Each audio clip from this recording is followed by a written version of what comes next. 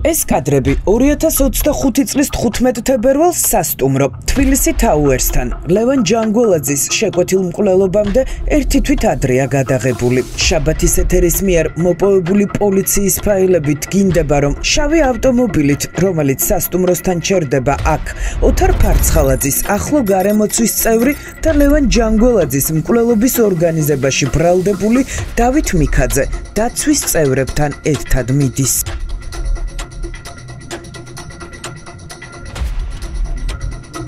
სწორედ ამ სასტუმროს და 15 თებერვალს ასახელებს კანონიერი ქურდის ძმის მკვლელობიდან 6 თვის შემდეგ პროკურატურა დანაშაულის დაგეგმვის მთავარ ადგილად. მკვლელობის ორგანიზებისთვის ზებნილი დავით მიქაძე 15 თებერვალს აქ ოთარ ფარცხალაძის დაჯგუფების კიდევ ერთ წევრთან გიორგი ჯოხაძესთან შესახვედრად მივიდა. ფაქტს ჩვენს მიერ მოპოვებული კიდევ ერთი სათვალთვალო კამერის ჩანაწერი ადასტურებს.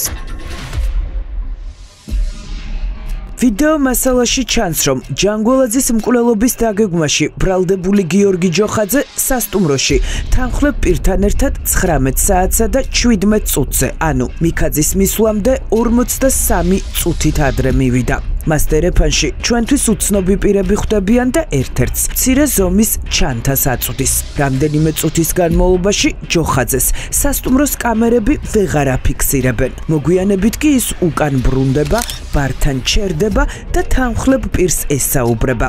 აქ ჯოხაძე სავარაუდოდ უკვე დავით მიქაძეს ელოდება.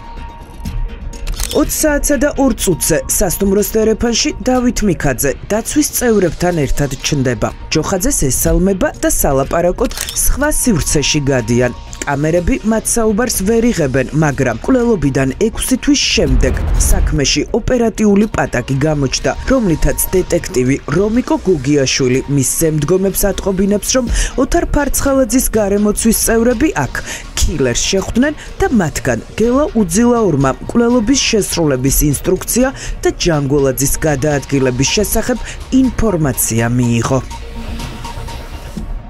15 თებერვალს გიორგი ჯოხაძემ საბერძნეთიდან დაბრუნებულ გელა უძილაურს შეხვედრა დაუთქვა. ისინი ერთმანეთს მისთვის კარგად ნაცნობ სასტუმროში 19 საათსა და 14 წუთზე შეხვდნენ. სასტუმროში მივიდნენ ძმები დავით და გიორგი მიქაძეებიც. მანამდე გიორგი ჯოხაძემ და უძილაურმა განიხილეს დანაშაულის შესადენად დეტალები. იმყოფებოდა თუ არა კილერი უძილაური 15 თებერვალს სასტუმროში და შეხვდნენ თუ არა მას ოთარ ფარცხალაძის კრიმინალური საძმოს წევრები. შაბათის ეთერი ახლა პატაკში მოცემული ინფორმაციის გადამოწმებას ცდილობს. მიდასტურებთ თუ არა, რომ მიქაძეები, ჯოხაძე და კილერი ერთმანეთს აქ შეხვდნენ? არაფერი, არ ვიცი. უბრალოდ არ იცით? არ ვიცი. რატომ იყო მათთვის აქ, რატომ გრძნობდნენ ისინი თავს უსაფრთხოდ? ბატონო დავით, მიპასუხეთ. მობზანდით. ანუ რატომ მწვანე ქონდათ, რომ აქ ნებისმიერ თემაზე შეეძლოთ საუბარი? გთხოვთ. ერთად მეც გთხოვ. კერძო საკუთრებაა და აქ გადაღება არის მაინტერესებს. პოლიციის ფაილებში გელა უძილაურის იდენტიფიცირებას ჩვენ ვერ ვახდენთ. ჩანაწერების ნაწილი მაღალი გარჩევადობის არ არის და ვიდეო მასალაში ჩვენ ვერც დაკავებული გიორგი მიქაძე ვერ აღმოვაჩინეთ, მაგრამ ლევან ჯანგოლაძის ოჯახის ადვოკატი გვარწმუნებს, რომ ფარცხალაძის გარემოცვის და კილერის შეხვედრა ამ შენობაში სატელეფონო ანძების ჩანაწერებმა დააფიქსირეს. საწინააღმდეგოს ამბობს მიქაძის ინტერესების დამცველი. კონკრეტულ სასტუმროში ერთმანეთს ხვდებიან პასუხისგებაში მიცემული პირი გიორგი ჯოხაძე და გელა უძილაური. ესენი შედიან სასტუმროში, ამის შემდეგ სასტუმროში შედის დავით მიქაძე და სასტუმროში შედის ასევე მისი ძმა, რომელიც მართალია კამერაში იდეალურად არ ჩანს, თუმცა ნამდვილად ის რომ იმყოფებოდა აღნიშნულ სასტუმროში, ეს ასევე დგინდება სატელეფონო ამონაწერებით, ლოკაციებით. გელა უძილაური რომ ნამდვილად იმ ტერიტორიაზე იმყოფებოდა, ძალიან კარგად ჩანს ამონაწერებით, რომელიც გამოთხოვილი არის სატელეფონო კომპანიებით. გელა უძილაური იმყოფებოდა თუ არა 15 თებერვალს, მაშინ როდესაც მიქაძე და ჯოხაძე შეხვდნენ? იქ სასტუმროში არ იმყოფებოდა? არ იმყოფებოდა ნამდვილად კი. იქ მისი მობილური სტანძა რომ ფიქსირდება ზუსტად მაგ დროს? შეხვედრაზე არ იმყოფებოდა და არც ანძა არ ფიქსირდება. მე ასე მაქვს ეგ მასალები გავრილი და არც იმ კადრშია და არც იმ შეხვედრაზე არ ყოფილა და შეიძლება სადმე იყო, მაგრამ ჩემს პარწმუნებელს არ უნახავ. ფარცხალაძის გარემოცვისთვის მძიმე დანაშაულის დამტკიცებას პროკურატურა მომხდარიდან 6 თვის შემდეგ სხვა სამხილებთან ერთად ამ ვიდეო მასალით ცდილობს, მაგრამ ამის გაკეთება გაცილებით ადრე შეეძლოთ. მაგალითად, მაშინ, როდესაც მიქაძეების და ფარცხალაძეების კვალზე მოკლულის ოჯახი სისტემატიურად საუბრობდა. ამ დროს კი პოლიციას სასტუმროს სათვალთვალო კამერების ჩანაწერები თაროზე ჰქონდა შემოდებული და ამ ვიდეო მასალით მხოლოდ ახლა რამდენიმე კვირის წინ დაინტერესდნენ. არათუ დაგვიანებით დაიწყო სწორი საგამოძიებო მოქმედებების ჩატარება, არამედ თვეების განმავლობაში მიმდინარეობდა საქმის ჩაფარცხვის ოპერაცია. სავარაუდოდ დამკვეთებს და ორგანიზატორებს, რომ პოლიცია თვეების განმავლობაში მფარველობდა, ამას პროკურატურა საქმის მასალებში ახლა პრაქტიკულად აღიარებს. პოლიციის ფაილებში, რომლის საფუძველზეც ფარცხალაძის საძმოს უვადო პატიმრობა ემუქრება, წერია, რომ მიქაძეების და ჯოხაძის დავალებით ქილერი უძილაური საქართველოში ჩამოსულ ჯანგველაძეს სასტუმრო ამბასადორთან ჯერ კიდევ 16 თებერვალს უთვალთვალებდა. მაშინ გელა უძილაურმა ერთ-ერთი ავტომობილიც ჩაცხრილა. გამოძიებაც დაიწყო, მაგრამ საქმე ჩაიფარცხა. რამდენიმე კვირაში კი ჯანგველაძე თბილისის შუაგულში მოკლეს.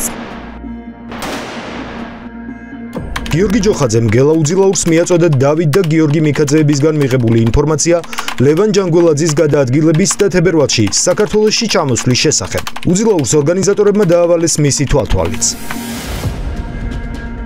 ქილერის კავშირები ფარცხალაძის საძმოსთან და მისი ვინაობა პოლიციამ ჯანგველაძის მკვლელობიდან 1 საათში უკვე იცოდა, მაგრამ გელა უძილაური ვერ ან არ დააკავეს. არადა, ახალი გამოძიების საქმის მასალებში დევს ვიდეო ფაილები, საიდანაც დგინდება, რომ ქილერი ამ დროს, როდესაც პოლიცია მთელს ქვეყანაში ეძებდა, პროკურატურიდან 200 მეტრში სასტუმრო თბილისი თაუერსში ცხოვრობდა.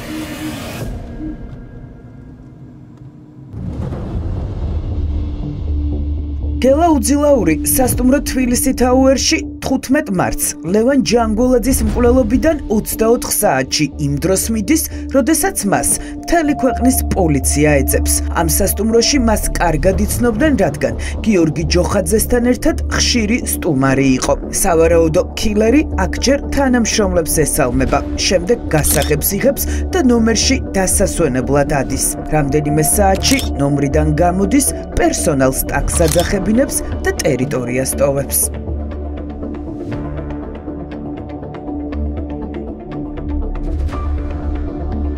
შაბათის ეთერის მიერ მოპოვებული პოლიციის ფაილები დგინდება, რომ უძილაური სასტუმროში 16 მარტსაც დაბრუნდა. ჯერ ნომერში ადის, სადაც პერსონალს ტელევიზორის ჩართვაში დახმარება სთხოვს. ამ დროს ახალი ამბების ყველა გამოშვებაში მასზე ყვებიან. ქილერთან ნომერში სასტუმროს ერთ-ერთი თანამშრომელი შედის. შემდეგ ოთახს უძილაური ტოვებს.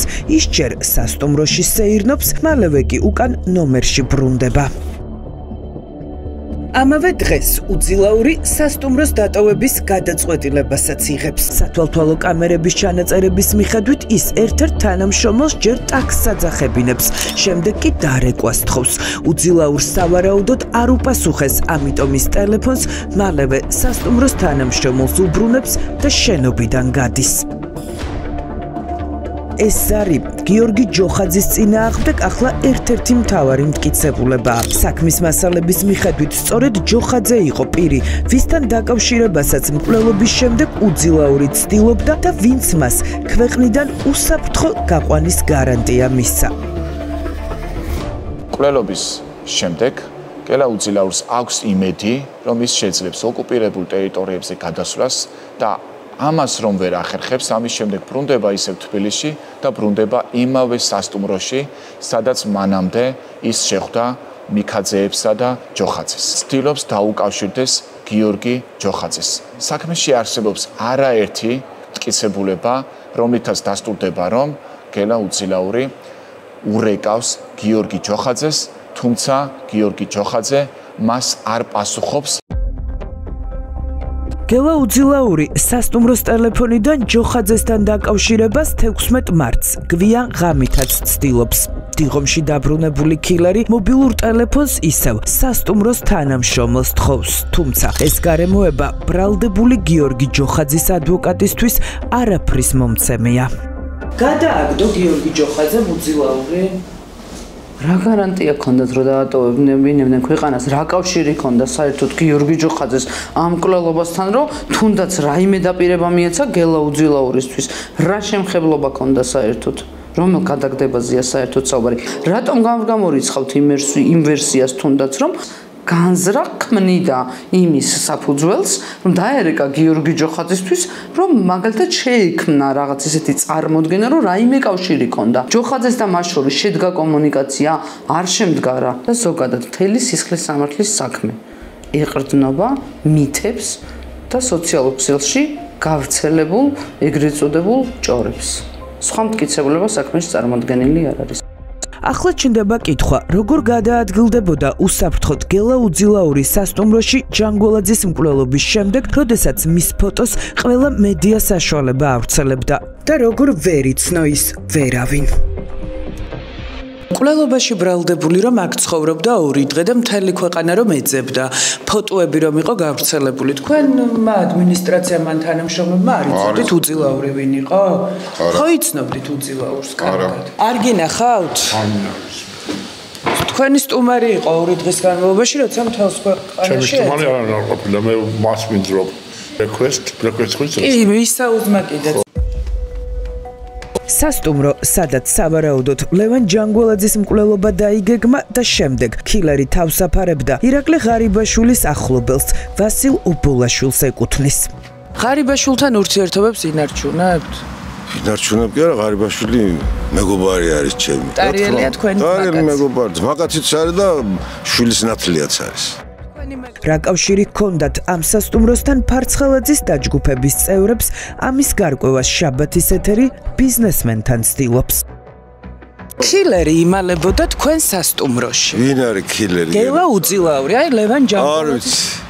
გაგონილიც არა მაქვს მე, გელა არ ამყავს საერთოდ. ჯოხაძე თუ გაქვთ გაგონილი? ჯოხაძე გაგონილი. თქვენი მეგობარია? არ არის ჩემი მეგობარი. თქვენ სასტუმროში ის ხშირად რჩებოდა საერთოდ არ ვიცნობ. უფასოდ რატომ რჩებოდა თქვენ სასტუმროში? ხან ბევრი რჩებიან უფასოდ. იმიტომ რომ არა ვარ ისეთი რაღაც წუწკი კაცი ერთ, რაც ბევრ სიკეთეს გავაკეთებ, მგონია რომ კარგია. ნებისმიერი რომ მითხრან აი ანუ კილერიც ამიტომ და არ ვიცი კილერია ის თუ არა. შეკვეთილი მკვლელობის საქმეში გიორგი ჯოხაძის და ძმებ მიქაძეების წინააღმდეგ დევს ეს ვიდეო მასალაც კადრში. ამ საქმეზე დაკავებული ჯანო, იგივე სანდრო წივწივაძე, გიორგი ჯოხაძე და კიდევ რამდენიმე პირი ჩანს. შეხვედრის მონაწილეები სანდრო წივწივაძეს იარაღებს თხოვენ.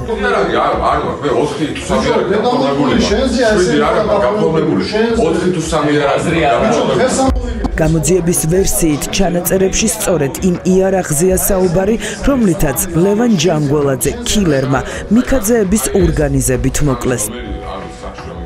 2019 წლის ვიდეო მასალაა ეს და არ მინდა რომ უბრალოდ საზოგადოება იყოს შეცდომაში შეყვანილი და კონდეს იმის წარმოდგენა რომ ეს არის თუნდაც ახალი ვიდეო მასალა ან რაღაც ახალი ვერსია. 2026 წელი დგება და რა შემხებლობა აქვს თუნდაც იმ ვიდეო მასალას 2019 წლის ვიდეო მასალას დღევანდელ დანაშაულთან დაკავშირებით. ის რომ ჯანო წივწივაძესთან თუნდაც რაიმე ნაცნობობა აკავშირებდათ?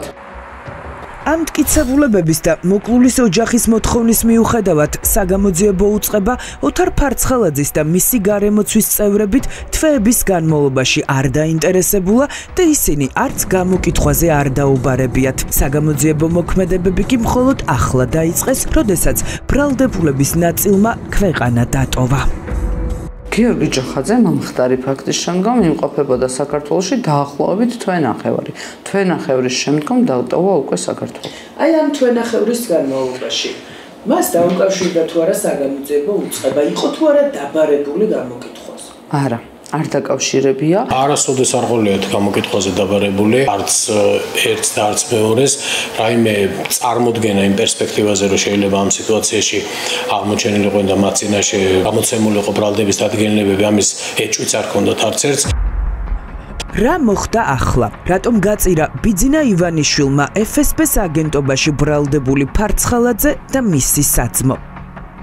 თვეების განმავლობაში გამოძიება ამ საქმიდან ფარცხალაძის დისტანცირებას ყველაფრის ფასად ცდილობდა, თუმცა ყველაფერი 5 აგვისტოს შეიცვალა, რაც მთავარი პროკურორი, შინაგან საქმეთა მინისტრი და სხვა ძალოვანები შეცვალეს. საქმეში მოულოდნელად პოლიციელი რომიკო გოგიაშვილის ოპერატიული პატაკი გაჩნდა, სადაც პირდაპირ წერია, რომ თბილისში კანონიერი ქურდის მერაბ ჯანგოლაძის ძმის მკვლელობის დაკვეთა ოთარ ფარცხალაძემ და ძმებმა მიქაძეებმა $5 მილიონი სანაცვლოდ რუსეთში მოკლული ასლან უსოიანის იგივე ძედ ჰასანის შვილიშვილისგან მიიღეს. მიქაძეები ჯოხაძე და კაჭკაჭიშვილი ოთარ ფარცხალაძის დაჯგუფების წევრები არიან. ლევან ჯანგოლაძის მკვლელობის ინიციატორი კი დედ ჰასანის შვილიშვილი ირაკლი უსოიანია. ის ფარცხალაძეს და მის ნათლი მირონს დავით და გიორგი მიქაძეებს დაუკავშირდა, რადგან უსოიანმა იცოდა, რომ მათ ჯანგოლაძის მიმართ პირადი ინტერესი, უფრო ზუსტად ბიზნესის გამო დაპირისპირება ჰქონდათ. ამიტომ უსოიანის და ფარცხალაძის დაჯგუფების წევრების ინტერესები ჯანგოლაძის წინააღმდეგ ერთმანეთს ემთხვეოდა. ოთარ ფარცხალაძეს ძმებ მიქაძეებსა და ლევან ჯანგოლაძეს შორის დაპირისპირების მოტივად პროკურატურა ბიზნესს ასახელებს. კონკრეტულად კი საქართველოდან რუსეთში ტვირთების გადაზიდვას. ამ ფაქტს გამოძიებას უდასტურებს მიხეილ ბერძენიშვილიც, საქმის ოქროს მოწმე და ჯანგოლაძის ნათესავი, რომელიც მოკლულის დაცვის წევრი იყო. ვაგვისტომდე საგამოძიებო უწყებას კითხვა არ გაუჩნდა, მანამდე რატომ არ გამოგკითხე? რაღაცები რომ შეიცვალა იმის მერე დამიბარეს და გამოგცხადდი. შაბათის ეთერთან პირველ ინტერვიუში საქმის ოქროს მოწმე ადასტურებს, რომ ფარცხალაძეს და ჯანგოლაძეს ახლო კავშირი ჰქონდათ და ისინი კონტაქტზე იყვნენ რუსეთშიც. მე ვიცი რომ ლევანის დაბადების დღეზეც იყო.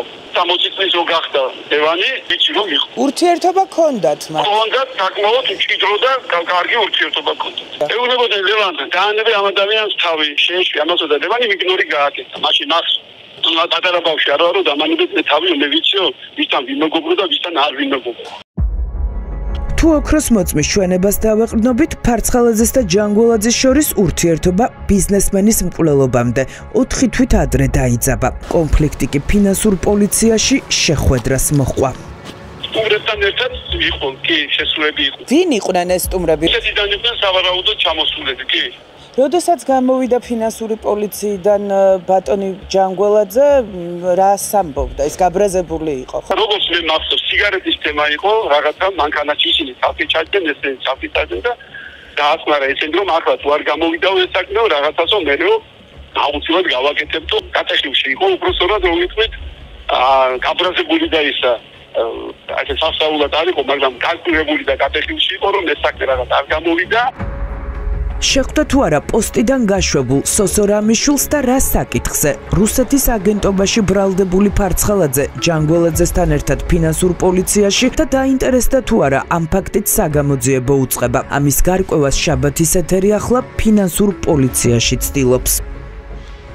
FSB-ს აგენტი ოთარ ფარცხალაძე ვის შეხვდა ფინანსურ პოლიციაში? საშვით შევიდა? ვერანაირ ინფორმაციას მე ვერ მოგცემ. ვრცელ ჩვენებაში მიხეილ ბერძენიშვილი საგამოძიებო უწყებას ინფორმაციას მიქაძეებსა და ჯანგოლაძეს შორის დაპირისპირების დეტალებზეც აწვდის. კონფლიქტი მათ შორის ოქროს მოწმის ცნობით თბილისი მარიოტში მოხდა. ლაპარაკება ჰქონდა ერთ-ერთ სასუმროში, მაგ შეხვედრა იყო ვიღაცებთან და იქ დახტა არ ვიცი ორი ძმები იყო თუ ერთი ძმა. რაღაცა ბიზნესის თაობაზე იყო.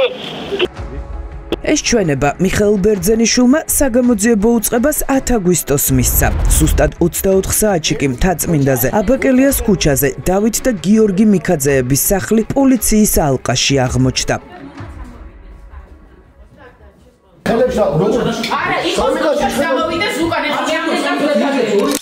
დაათვალიერეს ბავშვების ოთახი და აბაზანა. საძინებლები და საგარდერობეს სივრცეები.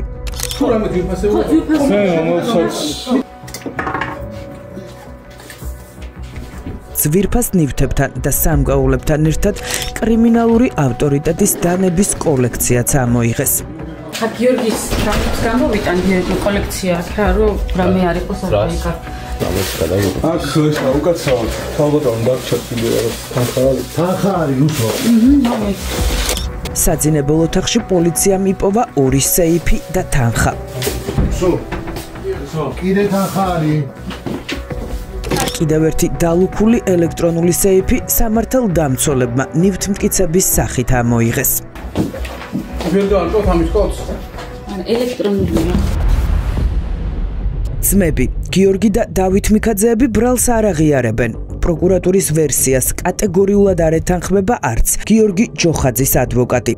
თბილისის თავვერსის შეხვედრის დაკავშირება მკვლელობასთან და მკვლელობის ორგანიზებასთან უბრალოდ ძალიან აბსურდულია. ახლა ნებისმიერი ასეთი ბევრი შეხვედრა შეიძლება ამ ადამიანებს ჰქონდათ ერთმანეთთან და მაშინ ნებისმიერი შეხვედრა ჯოხაძესთან ან ჯოხაძის ნებისმიერი შეხვედრა ნებისმიერ პირთან შეიძლება დაუკავშიროთ ამ ამბავს. და მე უბრალოდ ვფიქრობ და ჩემი აზრი არის რომ ამ შემთხვევაში ბრალდების მხარე შეცდომაშია შეყვანილი. თვითოულ ბრალდებას გიორგი ჯოხაძის მიმართ სასამართლოში არსებითი განხილვის დროს, მტკიცებულებების გამოკვლევის დროს გაეცემა ჩვენგან პასუხი და ეს პასუხი იქნება მტკიცებულებებით და არა ვარაუდებით, ეჭებით და მითებით.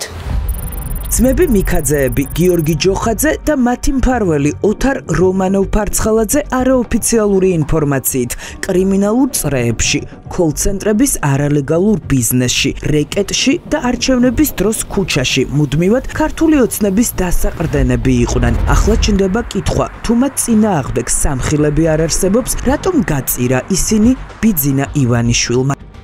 რატომ გაწირა ქართულმა ოცნებამ ქუჩაში მათი საყრდენი მიქაძეები და რუსულ სპეცსამსახურებში ბატონი ოთარ რომანოვი? ეს ისეთი კითხვებია, რომელთან დაკავშირებითაც მე არც რაიმე ინფორმაციას ვფლობ, ვინ გაწირა, ვინ გამოწირა, რატო ქნეს, მე ვერ გეტყვი. კაც უბადო ემუქრება და გაწირვა არ არის, თან ბრალდება უმძიმესია. ბრალდება ამ შემთხვევაში წაუყენა პროკურორმა, ასე რომ ამაში ვინმეს პოლიტიკური ინტერესი იყო თუ არ იყო, ჩემთვის ამაზე არც ჩემგან და არც მე ვიცი და არც ჩემი მარცხნებლებისგან ეს ცნობილი არ არის. ჯანგველაძის დასამშვიდებლად გაწირეს მიქაძეები? მე გეტყვით.